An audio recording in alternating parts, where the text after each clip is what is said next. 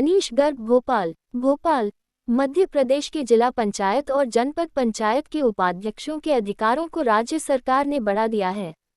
पंचायत प्रतिनिधियों एवं राज्य स्तरीय पदाधिकारियों की कार्यशाला में मुख्यमंत्री डॉक्टर मोहन यादव ने इसका ऐलान किया है।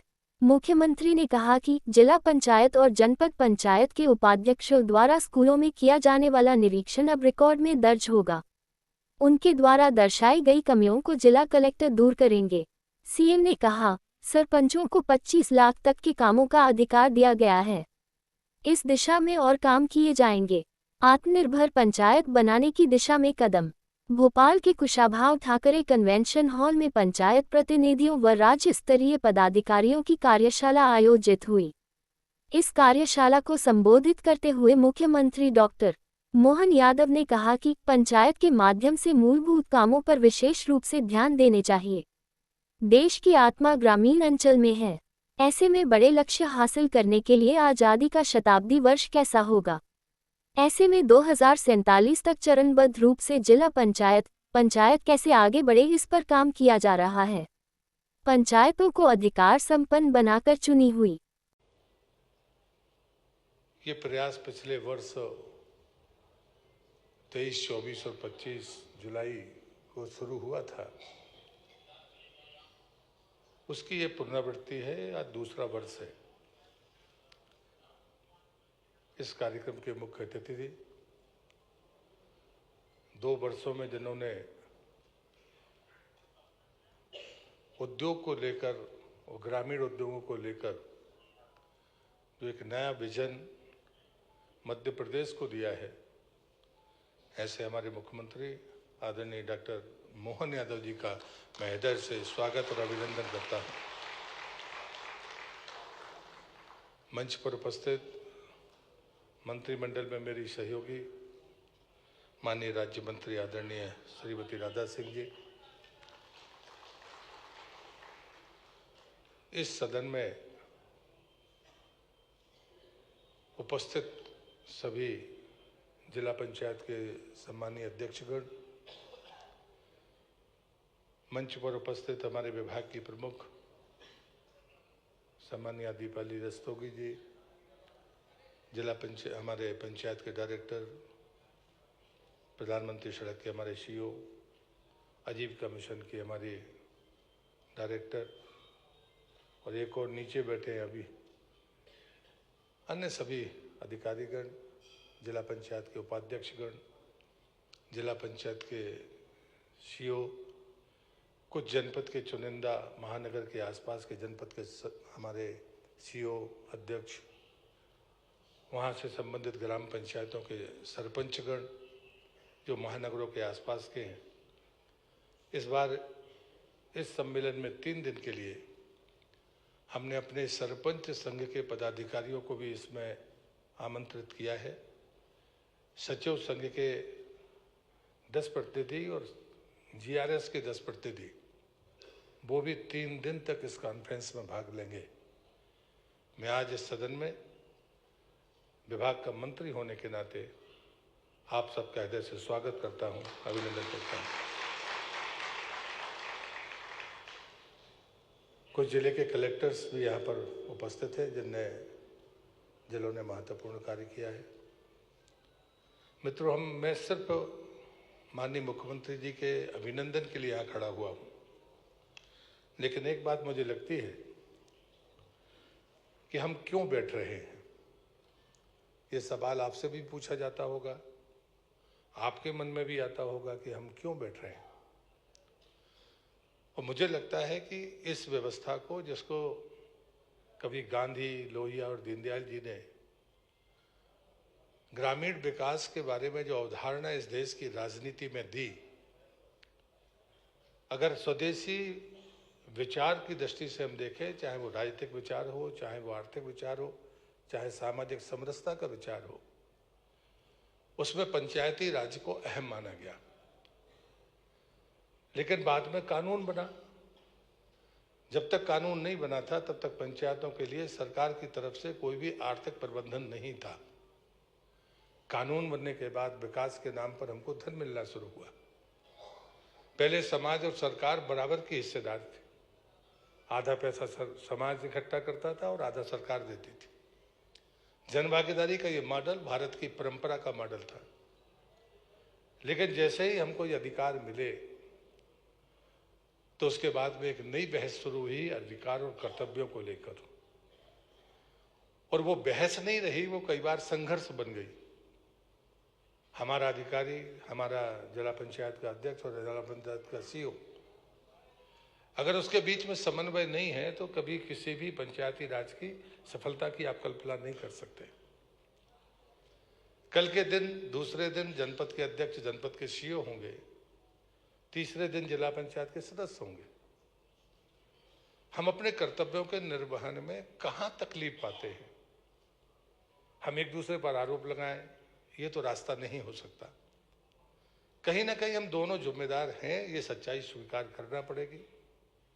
और इस कारण से ये समूह बैठे, ये पिछले वर्ष से जब मेरे मन में आया था तो मैंने आदरणीय मुख्यमंत्री जी को इस बात से निवेदन किया था और उन्होंने उस बात की सहमति दी। और आज हम दूसरे वर्ष फिर से एक बार समूह के रूप में बैठ रहे हैं। मेरी पहली प्रार्थना ये है कि हम सब इसमें चर्चा में भाग लें। पिछली बार हमने समूह की बैठक की थी, इस बार ये सदन ही सारे विषयों को सीधे सुनेगा और बोलेगा।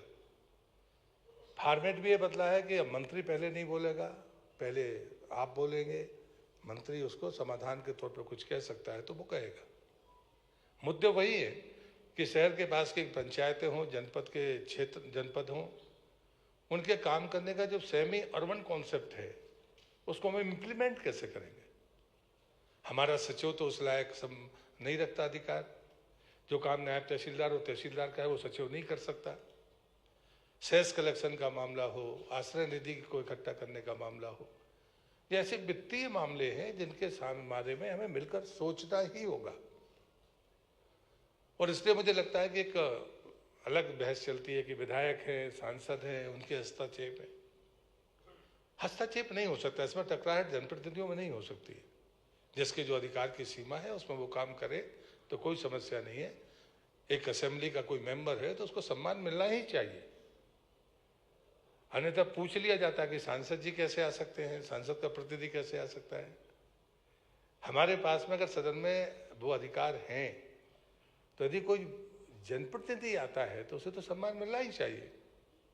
अंत में मैं ये बात कहूंगा कि जो आत्मनिर्भरता की मैं विचार रखता हूं, और भारतीय जनता पार्टी ने अभी आत्मनिर्भर भारत को लेकर पूरे देश में जागरण शुरू किया। इस मन से बाहर आइए, इस सोच से बाहर आइए कि आर्थिक स्वतंत्रता और आर्थिक मजबूती आत्मनिर्भरता नहीं है। ये जो हमारे मन में भर गया है कि पैसा होगा तो हम आत्मनिर्भर हैं। आपके पास में संपन्नता हो और हर दिन आपके गांव में झगड़े हों, आप आत्मनिर्भर हैं। आपके पास में पैसा हो और बीमारियां आपके दरवाजे पर दस्तक देती रहे, आप आत्मनिर्भर हैं। आपके पास में पैसा ही पैसा है और नशा हर घर में है, आप आत्मनिर्भर हैं, स्वावलंबी है। आप कैसे कह सकते हैं? अब इस देश के सामने नई चुनौतियां हैं। बीमारी भी बाहर से आती है, वो हमारी मर्जी से नहीं आती। कोरोना उसका उदाहरण है। और इसलिए मुझे लगता है कि क्या हम इन सामाजिक सरोकारों से अपने आप को जोड़ सकते हैं, क्या मिलकर काम कर सकते हैं? अब नशा तो कम से कम ग्राम पंचायतों में अगर ग्राम पंचायत तय कर ले तो किसी की हिम्मत है कि नशा गांव में चला जाए? और इसलिए नए विकास के साथ में हमारी नई चुनौतियां हैं। वो चुनौतियां जिसमें विस्तार में अगला सत्र मेरा है, मैं उस पर बात करूंगा और विस्तार से बात करूंगा। मैं उस आत्मनिर्भरता पर बोलूंगा। और मैं ये मानता हूं कि इन नई चुनौतियों से हम कैसे सामना करेंगे। एक तरफ हम ये सोचते हैं कि हमारा गांव जिंदा रहे और दूसरी तरफ हम शहरी जीवन से ओतप्रोत है। दोनों का हम साथ में नहीं चल सकते।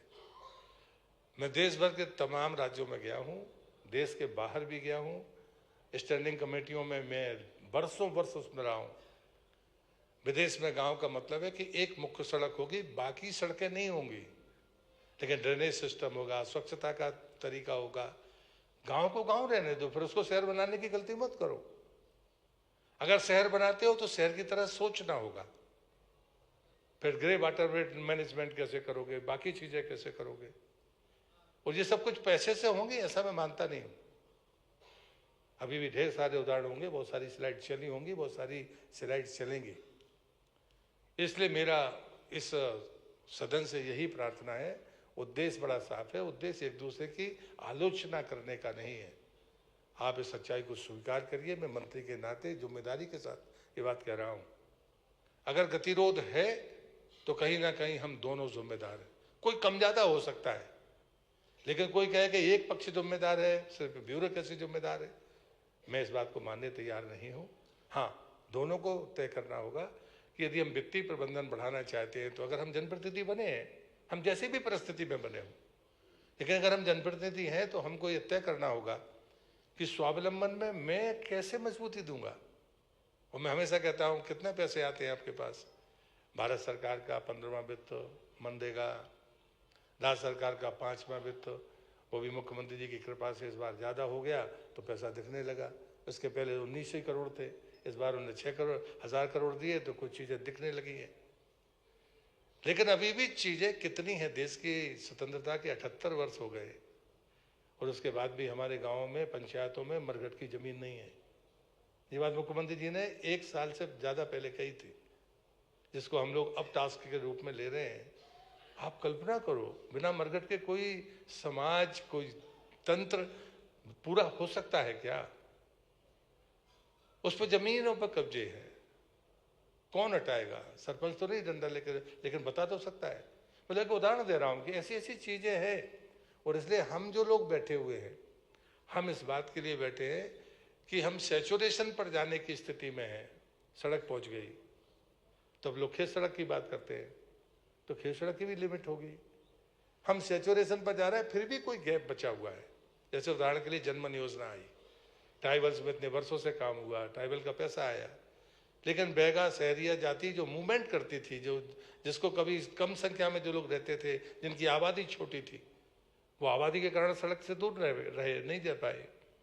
भारत सरकार ने अलग से मिशन बनाया, प्रधानमंत्री आवास योजना से ज़्यादा पैसा दिया, 2 लाख रुपए मकान बनाने के लिए दिए। 100 और 250 की आबादी में या तो नक्सलवादी क्षेत्र में मिलता है या उन अति पिछड़ी जनजातियों के लिए जनमन योजना के तहत सड़क पहुंचना शुरू हो गई। और मध्य प्रदेश देश में 1वें नंबर पर है मकान बनाने में भी और सड़क पहुंचाने में। अब ये तो आप ही ने मिलकर किया होगा ना, इसमें संघर्ष नहीं है, पैसा आया, उपयोग हुआ। तो ये गैप ढूंढने की जरूरत है। तो जब अभी आप बैठे हैं, पिछले साल से अब तक जिन चर्चाएं हुई हैं वही ग्रुप बात करेंगे, लेकिन आप कम से कम उन कमियों को बताइए कि सब कुछ होने के बाद एक गैप रह गया है, अनदेखापन हुआ है, मतलब हमारी समझ में नहीं आया या ध्यान में नहीं आया। हम 78 साल पीछे लोगों को उलाहना दें, इसका मैं पक्षधर नहीं हूँ। मैं ये मानता हूँ कि हम खुद ढूंढें कि इन गैप्स को हम कैसे पाट सकते हैं। इससे अच्छी टीम नहीं हो सकती। हमने जितनी चुनौतियां लगती थी, उन चुनौतियों को मैंने फोल्डर में रखवाने का, जब मैं कल देख रहा था तो मैंने उसके कुछ प्रपत्र आपको डलवाए ताकि बहस की दिशा बदले ना। उसमें चुनौतियां भी हैं, संभावना भी हैं, बाकी हम कैसे करेंगे, इन पर अपनी सकारात्मक आप राय देंगे तो अच्छा होगा। और जो चीज़ें आपने मुझे बताई हैं, जो मैंने जिला पंचायत अध्यक्षों को कहा था कि आप साल में 4 बार अपने अधिकारी के बारे में लिख कर दीजिए, कभी CR तो मुझे लिखनी है, वो सारी जानकारी वो माननीय मुख्यमंत्री जी के पास पहुंचेगी, ये मैं आपको आश्वस्त करता हूं।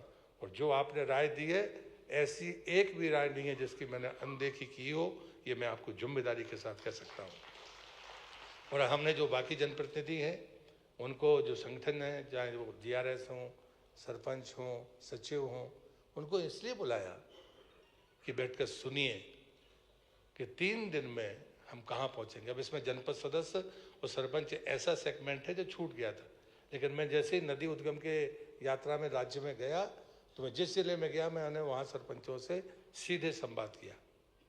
हम किसी को छोड़ना नहीं चाहते, लेकिन जनपद सदस्य अभी भी इस पूरे ब्लॉक से बाहर है। उसका भी कोई रास्ता निकालेंगे जिसमें माननीय मुख्यमंत्री जी से समय लेकर, ताकि उनकी बातें भी सुनी जा सके और उनको भी चीज़ें कही जा सके, ये ज़्यादा अच्छा होगा। आप जिले का नेतृत्व करता वो लोग हैं जिनको मिलजुल कर ग्रामीण विकास की अवधारणा को पूरा करना है। और इसलिए मैं आप सबसे यही प्रार्थना के साथ अपनी बात को समाप्त करता हूँ, स्वागत करते हुए कि माननीय मुख्यमंत्री जी हमारे बीच में हैं, वो अपनी बात कहेंगे। जिला पंचायत के उपाध्यक्ष और जनपद के उपाध्यक्ष जो शिक्षा समिति के चेयरमैन हैं, वो बात मैंने माननीय मुख्यमंत्री जी के ध्यान में मैं लाया हूँ। ठीक है, हम नियुक्तियाँ नहीं कर सकते हैं, लेकिन हम बाकी कुछ तो कर सकते हैं। लेकिन अगर मुझे स्कूल में जाने की अनुमति ना हो, मैं डायरी में अपना दस्तखत ना कर सकूँ, तो क्या मतलब होगा? ऐसी कोई विसंगतियाँ हैं जिन चीज़ों को लेकर रास्ते निकलेंगे। और इस बार ये जो सदन है, हम वो आश्रय निधि का भी जो रोड मैप है वो इसके बाद वाले सत्र में आएगा। इसके ठीक 7 या 15 दिन के भीतर सारी चीज़ों को हम फाइनल रूप देंगे, क्योंकि अब हर समय बहस नहीं होगी। पिछली बार हो गई, दूसरा है इस बार हम फैसले करेंगे। ये आश्वस्ति के साथ मैं आदरणीय मुख्यमंत्री जी का हृदय से धन्यवाद करता हूँ कि बिना मांगे मैं बार बार मैं जितनी जगह जाता हूँ मैं कहता भी हूँ कि जो 5वें वित्त का पैसा आपने बढ़ाया वो हमारी पंचायतों की रीढ़ बन गई है, ताकत बन गई है। ये सच्चाई है और इसलिए यहीं पर मैं अपनी बात खत्म करता हूँ। फिर से माननीय मुख्यमंत्री जी का और आप सभी का हृदय से बहुत बहुत अभिनंदन, स्वागत। भारत माता की जय। बाद जिला पंचायत, जनपद पंचायत, पंचायतों को अधिकार संपन्न बनाते हुए मध्य प्रदेश सरकार के माध्यम से माननीय मंत्री, जिन्होंने माननीय प्रधानमंत्री जी का ये हमारा स्वप्न है, आत्मनिर्भर भारत और आत्मनिर्भर पंचायत, इसी को क्रमशः चरणबद्ध रूप से आत्मनिर्भर पंचायत और समृद्ध मध्य प्रदेश के इस घोष वाक्य के आधार पर 3 दिवसीय जो कार्यशाला का आयोजन किया है, मैं माननीय मंत्री जी का अभिनंदन करना चाहूँगा, श्रीमान प्रहलाद सिंह पटेल जी का। माननीय मंत्री राधा सिंह जी, आपका भी स्वागत, अभिनंदन, आपका भी वंदन। और प्रदेश भर से आप सब इस राजधानी भोपाल में बैठ करके हम सब विचारों की इस गंगा में अमृत मंथन कर रहे हैं। सभी माननीय जिला पंचायत के अध्यक्ष, उपाध्यक्ष, सीओ जिला पंचायत, सरपंच, सचिव भाइयों और सभी आगंतुक अतिथियों का दोनों हाथ जोड़ के आपको नमस्कार भी करता हूं, आपको प्रणाम भी करता हूं। ये दोनों बातें अपने साथ जुड़ी हुई है। हमारे यहाँ शासन की परंपरा, शासन गांवों से जुड़ करके भारत की सच्चे अर्थों में, ग्रामीण क्षेत्र से भारत की अगर आत्मा, महात्मा गांधी जी के शब्दों में सच्चे अर्थों में भारत की आत्मा कहीं विराजमान है तो वो ग्रामीण अंचल में है, गांवों के माध्यम से। वास्तव में हमारा सौभाग्य है। ऐसे में खास करके यशस्वी प्रधानमंत्री का जोरदार अभिनंदन श्रीमान नरेंद्र मोदी जी का भी करें, जिनके शासन करने की पद्धति, सुशासन के दृष्टिकोण और राज्य की रचना से सुदीर्घ लक्ष्य हासिल करने के लिए 2047 का अमृत काल कैसा होगा जब हमारी आज़ादी का शताब्दी वर्ष मनाया जाएगा। ऐसे में उस शताब्दी के 47 तक के कल्पना के लिए हमारे लिए चरणबद्ध रूप से वर्तमान के दायरे के अंदर जिला पंचायत, पंचायतें, जनपद पंचायतें किस तरह से आगे बढ़े। आदिकाल से हमारे यहाँ ऑटोनॉमी समाज में रही है, तो सुशासन की उस स्वशासी व्यवस्थाओं में पंचायतों को अधिकार संपन्न बना करके हमारी ग्रामीण अर्थव्यवस्था से लगा करके विकास के सारे पैमानों में ये चुनी हुई इकाइयाँ अपना सशक्त रोल कैसे अदा करें, इनके लिए कठिनाइयाँ क्या है, ये जो हमारी चर्चा के सत्र है, मैं केवल इतना ही बोलना चाहूँगा। मुझे मालूम नहीं है वो पद्धति हुई कि नहीं हुई, लेकिन मैं अंदाज लगा सकता हूँ। हमारी ये 3 दिन की कार्यशाला भी अगर हुई है तो कार्यशाला के लिए हमारे मंत्रालय में माननीय मंत्री और अधिकारियों ने विचार किया कि बुला करके विचार होना चाहिए। तो गए साल भी हुआ था और इस साल भी हुआ। तो ये जो अपना हमारी सरकार की गवर्नेंस का जो भाव है, ये आपकी उन कठिनाइयों को समझ करके उसके मार्ग निकालने का ही तरीका है। तो ये प्यासा कुएं के पास नहीं आया है, कुआं प्यासे के पास आया। इसलिए इस बात को समझे, इस बात के लिए आनंद करें कि आपके भाव को समझ करके मंत्रालय ने आपको आमंत्रित किया। और इससे बढ़कर के भी बात, बुलाया मंत्री जी ने, मंत्री जी के साथ आपको बात करना है, लेकिन जैसे घर में हम अपने इस भाव को भी समझ लें कि मुखिया होने के नाते मुझे भी आमंत्रित किया, मैं भी सौभाग्यशाली हूं और मैं धन्यवाद देता हूं मंत्री जी और आपका कि आप और उनके बीच में होने वाली सारी चर्चाओं के बीच जो सरकार के माध्यम से जरूरत रहेगी वो भी हम आप सबको देने के लिए तैयार रहेंगे, क्योंकि हर तरह से आज हम जब बात कर रहे हैं तो आपकी मेरी किसी की व्यक्तिगत नहीं है, ये तो व्यवस्थाओं का हिस्सा है। आज हम मुख्यमंत्री हैं, आप मंत्री हैं, कोई जिला पंचायत अध्यक्ष है, कोई उपाध्यक्ष है, तो ये दायित्वों के आधार पर विभाग के अंदर के काम करने की रचना में मैं तो मजाक कर रहा था। अभी हमारे जलगंगा संरक्षण अभियान के पुरस्कार जिन जिन को मिले, जोरदार बधाई आप सबको, जिनके माध्यम से जलगंगा संरक्षण अभियान हमने गत वर्ष प्रारंभ किया और जलगंगा संरक्षण अभियान के आधार पर आपने पेवल पोर्टल में दर्ज किया और दर्ज करने के आधार पर खंडवा सहित जिन जिन ने भूमिका अदा की, तो वाकई आपको बधाई। लेकिन मैं ये सोच रहा था कि ये योजना तो हमने लगाई, राज्य का रह गया, पता ही नहीं चला। जिले भारतवर्ष को, भारत सरकार को तो दिखे हैं, लेकिन ये अच्छा काम करो तो सुगंध सब दूर फैलती है ना। चलो जोरदार बधाई आपको इस नाते से भी। हमारे तालाब, पोखर, उद्गम, बावड़ी, कुएं, ये सारे जल रचनाओं की रचनाएं तो हमारे यहाँ प्रारंभ से थी, लेकिन इसको कर्मकांड की तरह न लेते हुए 3 महीने तक सतत अभियान चलाना और सुदूर अच्छी प्लानिंग करना, उसमें आप सबने प्रयास किया। हमारे राज्य के लिए ये सौभाग्य की बात है कि इसका पहला पुरस्कार और कई पुरस्कार राज्य को मिले। वैसे तो बूंद बूंद का जल का अपना सबका जीवन से संबंध आता है और ऐसे में प्राकृतिक जल स्रोत के लिए अपने चिंता कर रहे हैं, ये बड़ी बात है। मेरी अपनी ओर से पुनः बधाई, क्योंकि हमारे लिए खाने पीने की व्यवस्थाओं के साथ जल से जो संबंध आता है ये इसी प्रकार से है कि हम प्रतिदिन अगर स्नान भी कर रहे हैं तो क्यों कर रहे हैं, हम में से इस जिज्ञासा का समाधान के लिए उत्तर खोजने जाएंगे तो हमको अपने आप से कई सारे प्रश्न मिलेंगे। कोई कह रहा है शरीर की शुद्धि के लिए, कोई कह रहा है शरीर को अच्छा लगता है इसलिए, अलग अलग प्रकार से।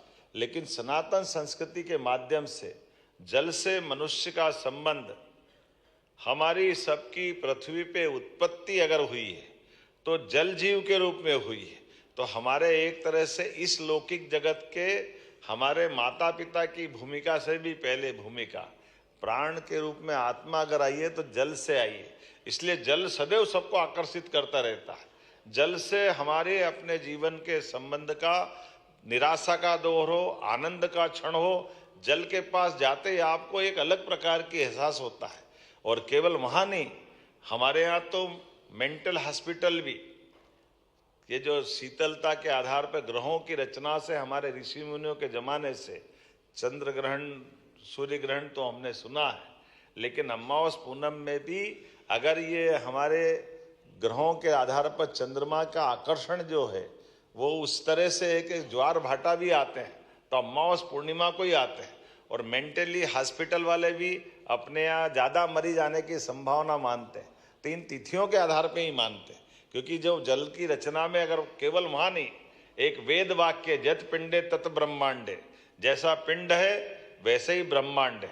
और पिंड की पंच तत्वों से बनी हुई रचना में 70% जल है, तो जल का होने से हमारे अंदर का जल का प्रेशर, जब शीतलता के आधार पर समुद्र में ज्वार भाटे उठते हैं तो इस शरीर का जल भी तो ऊपर खींचते हैं। तो मानसिक स्ट्रेस होने के कारण से मानसिक फिट जब आते हैं तो वो हमारे लिए उसी प्रकार से ले जाते हैं। लेकिन ऐसे में इस भूगर्भीय रचना के अंदर जल संरचनाओं की जब हम बात करते हैं तो इसमें जीवन के साथ बाकी सुख भी जुड़ के दिखाई देते हैं। ऐसे में आज सबको पुरस्कार मिले, मैं आपको बधाई देता हूं और वापस नए लक्ष्य की तरफ बढ़ना है, इसको कर्मकांड की तरफ नहीं लेना है।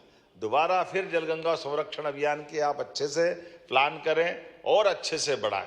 कितनी सुंदर सुंदर बावड़ी मिल रही है, कितने अच्छे जल स्रोत मिल रहे हैं और आज नई तकनीक के बलबूते पर आप नए तालाब भी बना रहे हैं तो योजनाबद्ध तरीके से बना रहे हैं कि जल का संचय ज़्यादा कैसे हो जाएगा, और उसके माध्यम से न केवल भूगर्भीय जल भंडारण बढ़ेगा बल्कि मत्स्य पालन से लेकर के बाकी सब चीज़ों में भी विचार कर रहे हैं।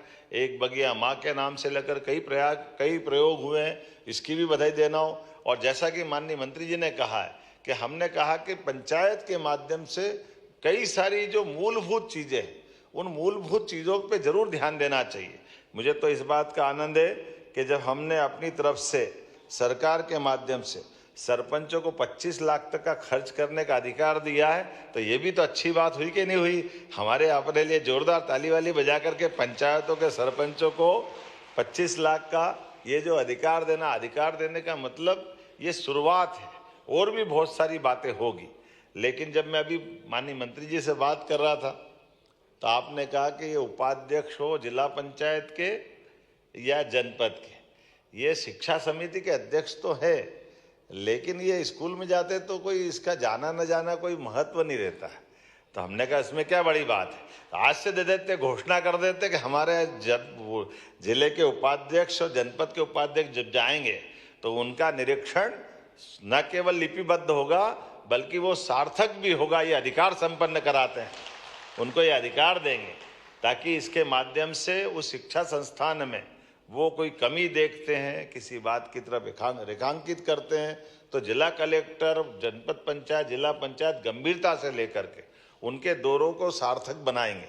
और भविष्य में हम और क्या कर सकते हैं, जब हम सांदीपनि विद्यालय इतने बढ़िया बना रहे हैं, आप बताइए इतने अच्छे विद्यालय कहीं देश भर में है क्या? ऐसे में कई प्रयोग और कर रहे हैं, तो आने वाले समय में इसको और करते जाएंगे। आज तो मैं केवल अपने बीच में से आज शुरुआत करने के लिए आया हूँ, लेकिन उम्मीद कर रहा हूँ जब अगली बार और आऊँगा तो और बाकी बच्चे कामों पे भी हम कायम करेंगे। लेकिन मनरेगा, आजीविका मिशन, सामाजिक ऑडिट, डिजिटल मॉनिटरिंग, स्वनिधि समृद्धि योजना, वाटर सेट क्रियान्वयन, स्वच्छ पेयजल, स्वच्छ ग्राम, बहुत सारी चीज़ों का या प्रशिक्षण भी हो रहा होगा। इन पे विस्तार से बात भी होगी। मैं उम्मीद करूँगा हमारे माध्यम से, चूँकि जब ये हमने उद्योग रोजगार वर्ष घोषित किया है तो कुटीर ग्रामोद्योग के माध्यम से भी ग्राम पंचायतें अपने बड़े पैमाने पे रोजगार के मौके ढूंढे। नदी जोड़ो अभियान के माध्यम से जब हमने हर खेत तक पानी पहुंचाने की बात कही, और ये प्रयोग भी अपने देश में पहला ही है जब हम अपने पंचायतों के लिए पीने के पानी के प्रबंधन में भी ये भी अधिकार दे रहे हैं ताकि वो मेंटेनेंस का काम और ये जो दोनों प्रबंधन है, मुझे लगता है इसका प्रशिक्षण भी कार्यशाला के माध्यम से होगा। तो जब हमने हर घर जल की बात कही है तो गांव के अंदर भी हर घर तक पानी पहुंचाने का ये संकल्प यद्यपि बड़ा है, लेकिन आप, मुझे पूरा भरोसा है इसमें भी सार्थक भूमिका अदा करेंगे। अब कई पंचायतों में तो सुव्यवस्थित विकास का भी संकल्प लेके बढ़े। शायद विदिशा से शुरुआत हो रही कि पंचायतें अपने गांव के अंदर भी विकास के मामले में अपना खुद का भी मास्टर प्लान बना के आगे चलेगी। निवेश की या निवास की दोनों व्यवस्थाओं को लेकर अच्छा प्लान करें। सरकार जो आप अच्छा सोचोगे सब आपके साथ चलने को तैयार है, और उम्मीद करेंगे आज के इस खास करके शुरुआती सत्र में आपके सभी प्रकार के सत्रों की अच्छे से पूर्ति करते हुए मैं एक बार फिर इस अच्छे अभियान के लिए बधाई देना चाहता हूं, और उम्मीद करता हूं कि एक बड़ा अभियान आपके साथ जुड़ा है। जब हम सौर ऊर्जा बहुत बड़ा, मैं वही बता रहा हूं कि एक बड़ा अभियान कि हमारे यहाँ सोलर पंप को लेकर के पूरे देश में अनूठी योजना बनी। हर किसान को लेकर के 3 हार्स पावर और 5 हार्स पावर की, ये अभी तक 40% राशि देना पड़ती थी किसानों को। अब हमने इसमें प्लान बनाया कि 3 हार्स पावर का कनेक्शन किसी का है और वो सोलर की 5 हार्स पावर की योजना भी ले लेगा, तो 5 हार्स पावर तक केवल उसका 10% राशि देना पड़ेगी। 90% उसको ग्रांट के नाते या अनुदान के नाते से देंगे, सरकार वो देने वाली। लेकिन आपको बिजली के बिल से छुट्टी कराएंगे और उसके बजाय आपके घर में बिजली किसानों को खुद को होगी, ताकि वो अपने काम के लिए भी उस बिजली का उपयोग करे और बिजली के माध्यम से वो खेती किसानी अच्छे से अच्छा कर सके। तो ये बड़ी योजना है सोलर की, जिसके माध्यम से आप सब उस पर जुड़ के काम करेंगे। पेयजल के लिए भी उसी प्रकार से पंचायतें सोलर का उपयोग करते हुए बिजली के बिल से भी छुट्टी पा सकेगी। ऐसे कई सारे काम अपनी सरकार के माध्यम से हो रहे हैं। तो मैं कथा तो नहीं सुना रहा, थोड़ी ताली वाली बजा के आनंद भी ले सकते हैं। हमारे बीच में से कभी कभी हम भूल ही जाते कि करने क्या है। इतनी गंभीरता से डूब ही गए। ये बात सही है। जरूर जरूर जरूर, चिंता क्यों कर रहे हो? चाय पिला के भेजूंगा मेरे हाउस में, आना। ऐसा मत करो यार, इसका अरे आपने को मालूम है आप पहले नंबर की कुर्सी बैठे, चिंता आपकी कर रहा हूं मैं। क्या है, बहुत अच्छा रहता है, सारे संवाद होना चाहिए। खीर अगर बन रही और खीर में दाग चारोली नहीं डले तो मजा ही नहीं आता है। तो ऐसा कोई डालने वाला आए तो उसका आनंद अलग दिख जाता है कि इसका टेस्ट अलग है। तो मैं आपके टेस्ट के साथ इंटरेस्ट से बात करके जा रहा हूं। मेरी अपनी ओर से बधाई, बहुत बहुत धन्यवाद।